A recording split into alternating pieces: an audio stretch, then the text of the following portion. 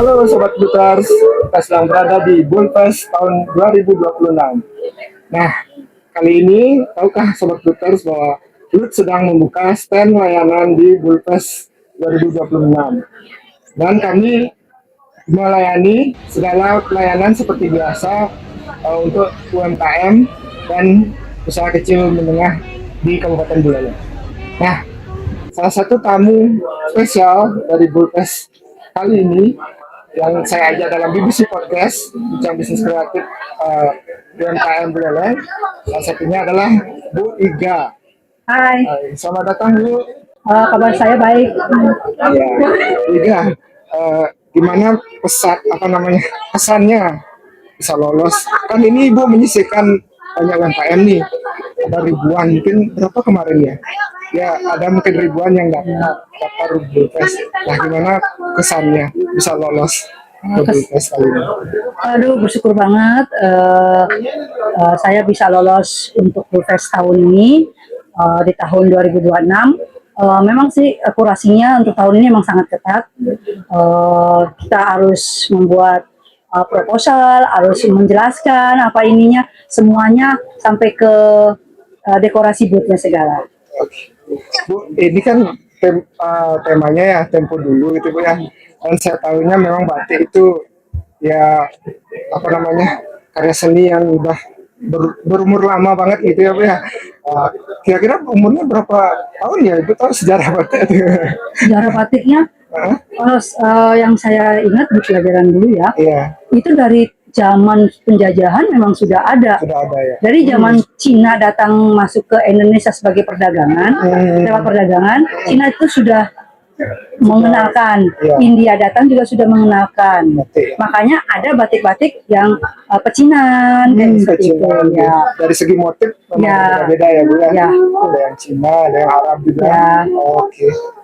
Ibu ini kan standnya di Gedung Sar ya Bu ya. Ya. Gedung Museum Singa Ambara Raja gitu ya.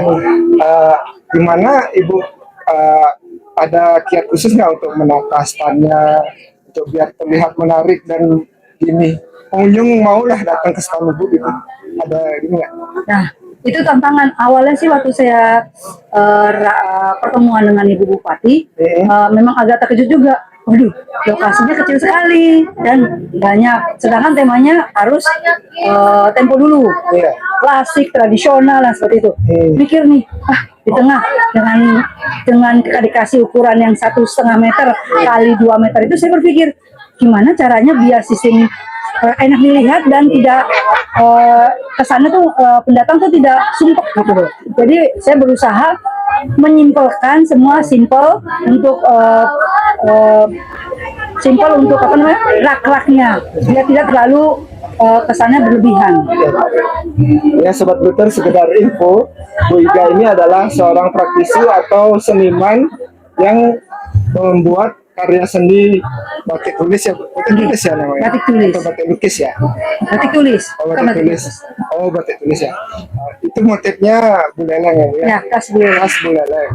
Nah, selain jadi seniman, ibunya juga seorang guru ya Bu ya. Ya, Seorang guru. Ya.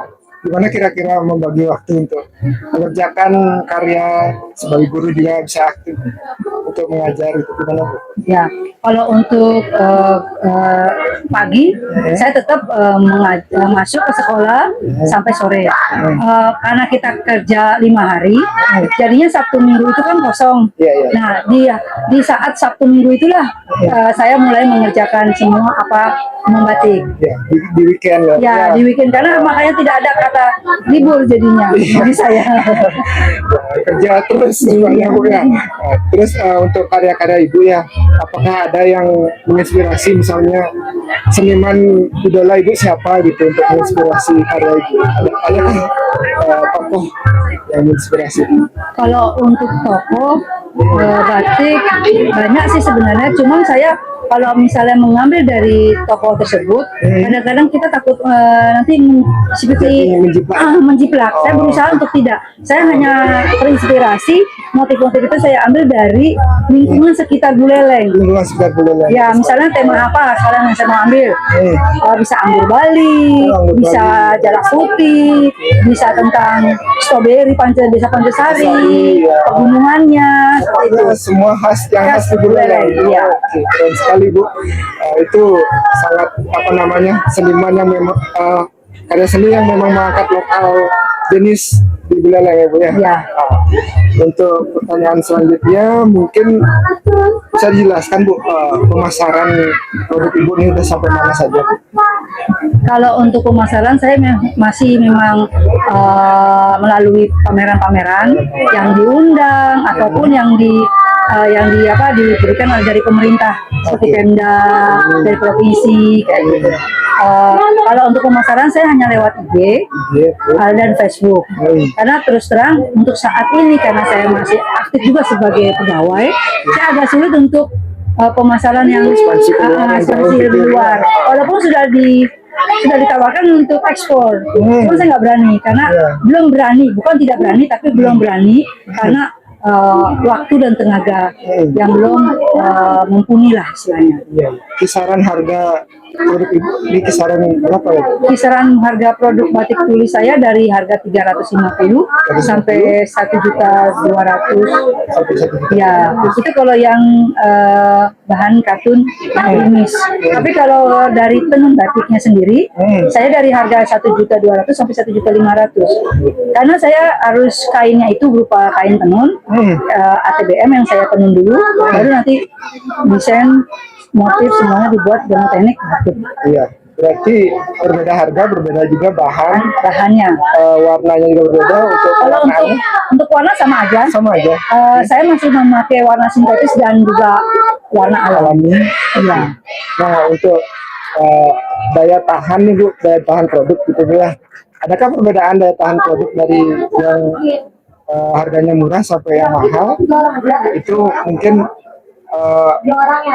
apakah ada apa namanya semacam saran penyimpanan untuk produk Ibu atau biar nggak cepat rusak gitu misalnya? Kalau saran saya kalau untuk ketahanan batik itu sebenarnya batik maupun tenun batik itu sangat lama. Asal kita bisa merawatnya. Untuk pertama awal itu pencucian.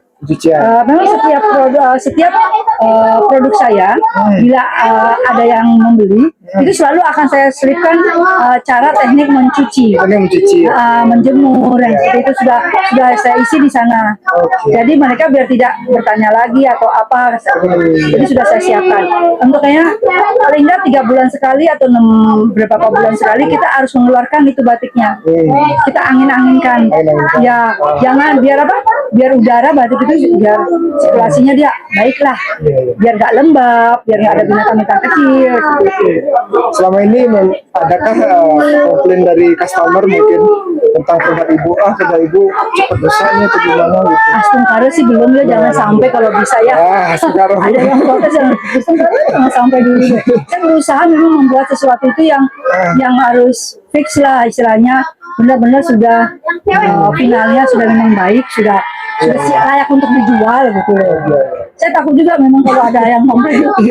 Saya ngeri. Kalau misalnya ada gimana ya? Aduh, kalau ada itu saya udah kepikiran sekali. Ya Bu, terakhir Bu pertanyaannya, penjualan selama 2 hari sudah di Bilpres ya Bu.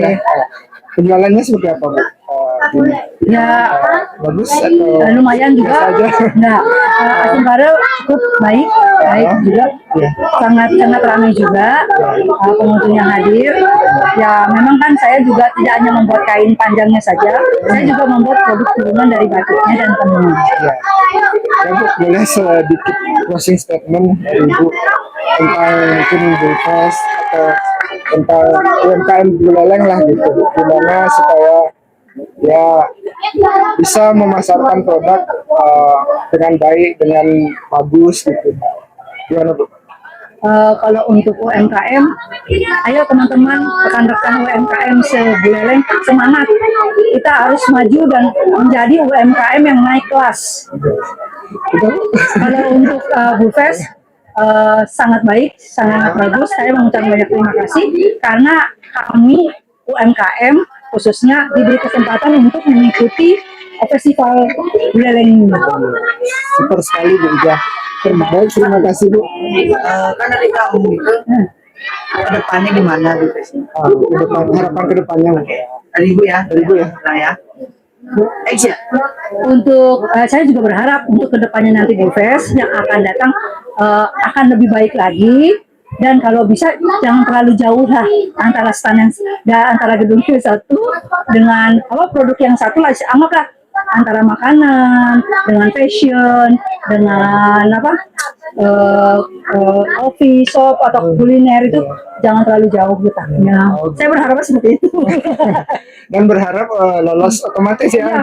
Jangan, kalau memang harus ada kurasi ya, saya terima kurasi. Baik Bu ya. Sobat Bulters, demikian perbincangan saya dengan Bu Ida. Sampai jumpa di kesempatan berikutnya. Jangan lupa kunjungi stand food di Bulfest 2026. Akhir kata, buah delima, pohonnya berdiri, di Kusuma undur diri. Dadah.